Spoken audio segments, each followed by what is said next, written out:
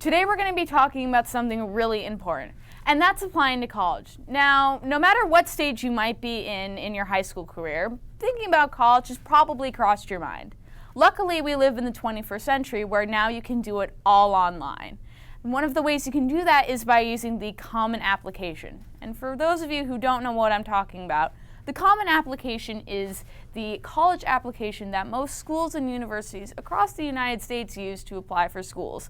It's really, really easy because all you have to do is send out one application, but you can send it out to as many schools as you want. Now, there are a couple things that you can do to make your Common Application really, really killer. And so we've talked to some people from both the University of Vermont and St. Michael's College to help give us some tips. Let's take a look.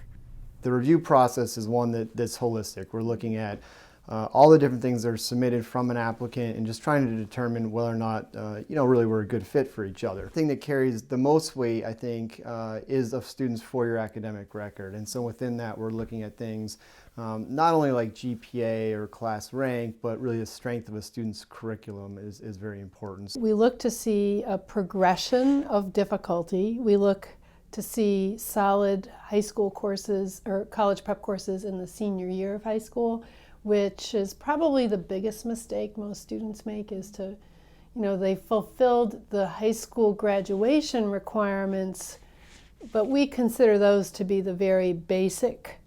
And the more important thing is how much have you challenged yourself throughout the 4 years, including senior year. We look at things like the extracurricular activity that a student's involved with. And that's not to say this student needs to be, captain of this and president of that and doing a million different things. We really look for depth of involvement versus breadth of involvement. On the other hand, if a student's had to have a part-time job or has not been able to be involved with school activities because they're helping with their family, that's important information to have as well. So we wouldn't hold it against a student if they hadn't really been involved with school because they had some other responsibilities that they had taken on. But we'd like to hear about those in the application. There are, the admissions tests as well, the SAT or the ACT, and it's not unusual to find a student who has scored pretty high on the SAT, but does not necessarily have the correspondingly high grades in their high school classes. That is generally a student who, has some native intelligence, but probably hasn't really applied themselves in the, sort of the mundane work of school. Make sure you're aware of the requirements well before you hit your senior year, because the easiest way for offices to make decisions is to eliminate the students that don't have the minimum requirements. For a student who may feel like they are a borderline student or they have areas in their academic record that maybe aren't as strong as other areas, they first have to make sure that they have options. That is to say, they should apply for or to a variety of schools with different admission standards and really research those and make sure that they can find an academic fit to really challenge themselves in the areas where they do have a strength. So to really make sure they're going above and beyond in those subject areas where they do perform well and where they can really excel. It's often that I see students who come to their senior year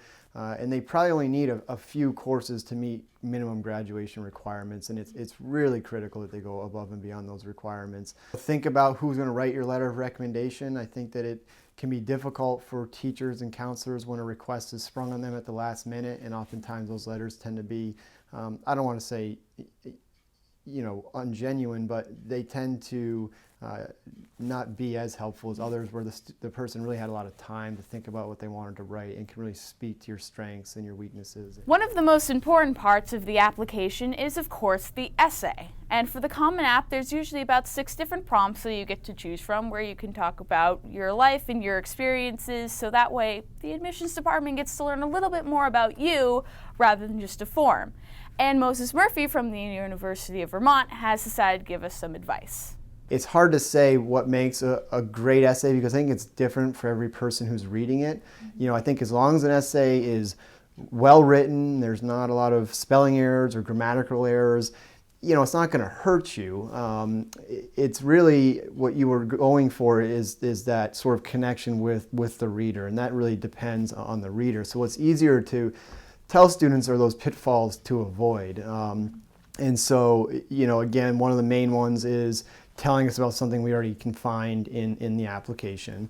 Other times students will make the mistake of talking about someone that's had a lot of impact on them, but by the time you get to the end of the essay, you really know more about the person that had the impact than the actual applicant. The key to it, I think, the essay is not to put it off. It's probably the most difficult part of applying to schools. The rest of an application is really a form that you're filling out, your name, your address, your date of birth.